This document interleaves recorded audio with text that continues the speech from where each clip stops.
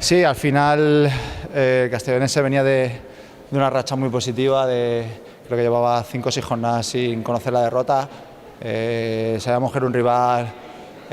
difícil, duro, físico, correoso. Y bueno, pues nosotros hemos intentado competirles de tú a tú. La verdad que no, el partido ha estado muy igualado y bueno, pues al final la gente que hemos entrado de refresco le ha dado un poco más de aire a nuestro equipo y hemos conseguido sumar los 3 puntos que, bueno, que en casa es lo que siempre peleamos y sí es lo que queremos siempre. Me encuentro bien, sí que es verdad que bueno, pues no estoy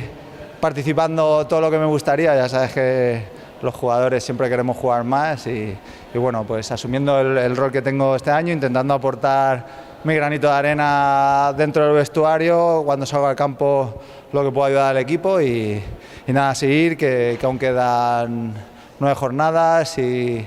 si todo va bien, un playoff por delante muy ilusionante y bueno, a ver si conseguimos hacer algo importante. Sí, hoy sabíamos que sumar era muy importante porque bueno, teníamos un partido menos que todos nuestros rivales. Los rivales vienen apretando, el Jove está muy bien, viene apretándonos mucho y teníamos que sumar para mantener esa distancia y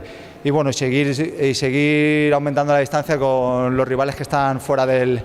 playoff. Lo hemos conseguido, creo que lo tenemos muy cerca, pero bueno, vamos a tener los pies en el suelo y vamos a ir sumando partido a partido, que es lo importante y lo que te va a dar el estar arriba.